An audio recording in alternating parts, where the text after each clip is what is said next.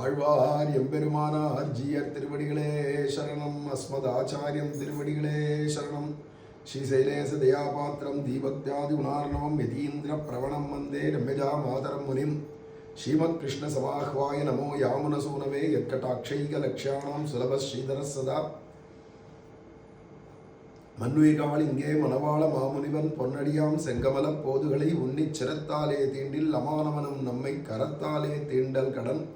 கோலாகல தயாபாத்திரம் மாதுரி ரமணம் பிரபும் பக்தப்பிரியம் பிரேமிகேந்திரம் ரசிகாச்சாரியம் ஆசிரியே. சுவாமி பெரியாழ்வார் திருமொழியில் 3ஆம் பத்தில் 9வது திருமொழியில் முதல் பாசுரமே. அதில் தோழிகள் ஒத்தரா எதிரும் புதிருமா இருந்துட்டு அவள் குதிச்சு குதிச்சு ஆடி ஆடி பகவானுடைய பெருமைகளை சொல்லி பாடுறா அப்படின்னு. ஒருத்தர் ராமருடையதான குணத்தை சொன்னால் ஒருத்தர் கிருஷ்ணனுடையதான குணங்களை சொல்கிறார். போட்டி போட்டி வள ராம பக்தாள்னு ஒரு கோஷ்டி, வள கிருஷ்ண பக்தாள்னு ஒரு கோஷ்டி. 2 பேருமா பாடுறதாக எங்க ராமன் இப்பேற்பட்டவன் அப்படின்னு சொல்லி பாடிப்பற அப்படிங்கிறதும், அவ எங்க கிருஷ்ணன் இப்பேற்பட்டவன் சொல்லி அவ பாடிப்பறன்னு பாடுறதும், இப்படியாக 2 கோஷ்டியா இருந்து சுவாமி பெரியாழ்வார் அனுபவிக்கிறார்.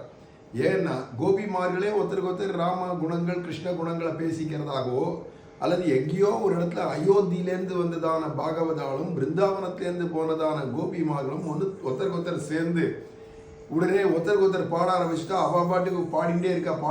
பாடிப்பறன்னு அயோத்தியா ஜனங்கள்லாம் ராமருடைய குணஜேஷ்டிதங்களை பாடுறதும், இவாள்லாம் கிருஷ்ணாவதாரத்தினுடைய குணஜேஷ்டிதங்களை பாடுறதாகவும் இப்படி ரொம்ப அழகாக அமைச்சிருக்கார் சுவாமி பெரியாழ்வார், அனுபவிக்கிறார். அதில் இந்த முதல் பாசுரம், என்னாதன் தேவிக்கு அன்று இன்பப்பூ ஈயாதாள் தன் நாதன் காணவே தன்பூ மரத்தினை வண்ணாத புள்ளால் வலிய பறித்திட்ட என்னாதன் வன்மையை பாடிப்பற எம்பிரான் வன்மையை பாடிப்பற. இது சத்யபாமா பகவான் கிருஷ்ணனை பார்த்து ஏவினா. ஏன்னா தேவலோகத்தில் இருக்கக்கூடியதான பாரிஜாத புஷ்ப மரத்தையே இங்கே கொண்டு நடனம், இந்த துவாரகையில் என் வீட்டுக்கு பின்னாடி கொல்லபுரத்தில் நடனம் அப்படின்னு அவ கேட்டதுக்காக அந்த கருடாழ்வாரை வச்சுண்டு கருடா வேரோட புடுங்கு கொண்டு போய் துவாரகையில் நடனம் அப்படின்னு கண்ணபிரான் ஏவ, கருடாழ்வார் அந்த வேரோட புடுங்கின்னு கொண்டு இங்கே கொல்லபுரமா சத்யபாமா விட்டு கொல்லபுரமா நட்டு. ஆனால் அந்த புஷ்பங்கள்லாம் போய் ருக்மிணியுடைய தாயாருடையதான திருமாளிகளை போய் விழும்படிக்கு அழகாக அதை நட்டு ஏற்பாடெல்லாம் பண்ணினான் இல்லையா. அந்த என்னாதன் வன்மையை பாடிப்பறா. அப்பேற்பட்ட என்னுடைய நாதனாகிய கண்ணபிரான் அவன் தானே ஜெகநாதன், ஜெகத்துக்கெல்லாம் நாதனா இருந்தாலும் மமநாதா நமோஸ்துதே ஸ்ரீரங்கநாதா மமநாத நமோஸ்துதே. ஸ்ரீரங்க கத்தியத்தில் சுவாமி ராமானுஜர் முடிக்கிச்சே சொல்றார், அவாவா சொல்லிக்க வேண்டியது என்னுடைய நாதன் சொல்லிக்கணும். ஆனால் என்னாதன் வன்மையை பாடிப்பற அப்படின்னு இந்த இடத்துல நினைத்தது முடிக்கவல்ல பலத்தை பிரீத்தியாலே பாடிக்கொண்டு வர.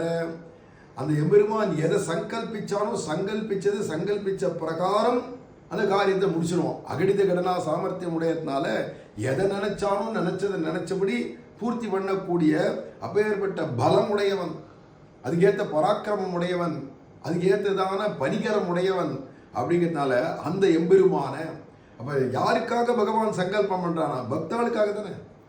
அப்போ பாகவதாள் நினைச்சாளானா ஒன்னா அதை நிறைவேற்றி கொடுக்கக்கூடிய பலம் உடையவன் அர்த்தம். பலம் பலவதான் சாகம் அப்படிங்கிறாலே கீதையில, பலத்துக்கெல்லாம் பலமானவன் அப்படின்னு. அப்பேற்பட்டதான பலமா இருக்கக்கூடிய அந்த எம்பெருமானுடைய பலத்தை என்ன பண்ணணும்னா பிரீத்தியோட பாடிக்கொண்டு குதிக்கணும், பாடிண்டு குதிக்கணும், நர்த்தனம் பண்ணணும். அவ பாடிண்டே நர்த்தனம் பண்ணணும்னா என்ன? பிரீத்தியோட பாடணும். இது ஒரு கிரியை இல்லையே, கர்மா இல்லையே. பஜனையெல்லாம் கர்மா இல்லை, அது முதல்ல தெரிஞ்சுக்கணும். ஏதோ கர்மயோகத்தில் சொன்னதான ஆரம்பத்திலேருந்து சாஸ்திரத்தில் சொன்ன கர்மாவை போல இல்லை. ஆனால் சொல்லியிருக்கு, விஷ்ணோஹோ கானஞ்ச நிருத்தஞ்ச நடனஞ்ச விசேஷதா பிரம்மன் பிராமண ஜாதினாம் கர்த்தவியம் நித்திய கர்மவதுன்னு சொல்லிட்டார். சந்தியாவந்தனத்தை போல நித்திய கர்மாவை போல பிராமணன் விசேஷமா இப்படி ஆடி பாடி பஜனை பண்ணணும்னு சொல்லியிருக்கு. இருந்த போதிலும் இது கர்மாவை போல சந்தியாவந்தனம்னா பண்ணணுமே கடனே அப்படின்னு கூட பண்ணுவா.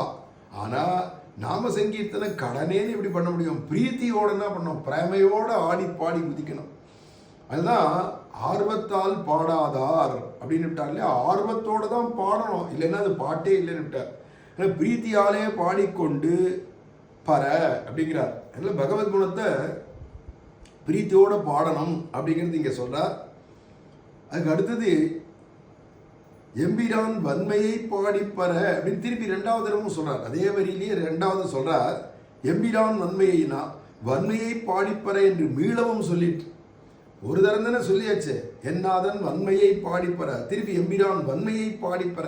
அங்க என்னாதன், இங்க எம்பிரான், எனக்கு சுவாமியானவன் அந்த சம்போத அந்த எம்பெருமானுடையதான தனக்கு இருக்கிற உறவை சொன்னான், என் நாதன் எம்பிரான். ஆனா வன்மையை பாடிப்பறதான் ரெண்டு இடத்துல இருக்கு. திருப்பி திருப்பி இந்த வன்மையை பாடிப்பற, அவனுடைய பலத்தை பாடுங்கோ, அவனுடைய பலத்தை பாடுங்கோ ரெண்டு தடவை சொல்றதுக்கு அவசியம் இருக்கு. அப்படின்னா அவ ஒண்ணுக்கு ரெட்டிப்பான பிரீத்தியா. முதல்ல ஏற்பட்ட பிரீத்தி, அந்த பிரீத்தினால நாமம் சொல்ல சொல்ல இன்னும் பிரீத்தி பிரகர்ஷமாகும், வளர்ந்துட்டே போகுது. பிரியம் பிரியம் வளர வளர நாமம் சொல்ல தோன்றது, நாமம் சொல்ல சொல்ல பிரியம் வளருது, பிரியம் வளர வளர நாமம் சொல்ல தோன்றது. அப்படிங்கிறதுனால இது எல்லை கிடையாது. பக்தினாலே அதுக்கு ஒரு எல்லை இருந்துருக்குன்னா அது பேர் பக்தின்னு அல்ல, எல்லை இல்லாதது பக்தி அப்படின்னு சொல்லச்சே. அப்ப அதனால சொல்ற பிரீத்தியோட பாட பாடதான் பிரீத்தி பிரகர்ஷம் உண்டாகும் அப்படின்னா, நாமம் சொல்ல சொல்ல பிரேம பொங்குறதான். பிரேமம் வந்துருச்சுன்னா என்ன பண்றதுனா திருப்பி பாடி ஆடி குதிக்கணும் போல இருக்கு. திருப்பி இப்படியே நாமமும் பிரேமையும் சுழல்றது. அப்படிங்கிறதுனால இங்கே சுவாமி மணவாள மாமுனிகள் சாதிக்கிறார், வன்மையை பாடிப்பற என்று மீளவும் சொல்லிட்டு பிரீத்தி பிரகர்ஷத்தாலே அப்படிங்கிறார். அப்ப என்னடானா, நாள் திங்கள் ஆண்டு ஊழி ஊழிதோறும் அப்போதைக்கப்போது என் ஆறா அமுதமேன்னார் இல்லையா, அதுதான் இங்க சொல்லிட்டு போறார் அப்படின்னு தெரியுது. அடுத்ததான பாசுரம் அஞ்சன வண்ணனை பாடிப்பறன்னு இதே பதிகத்தில் வருது. அதை மேல அடுத்து அனுபவிக்கலாம். ஸ்ரீமதே ராமானுஜாய நமஹ.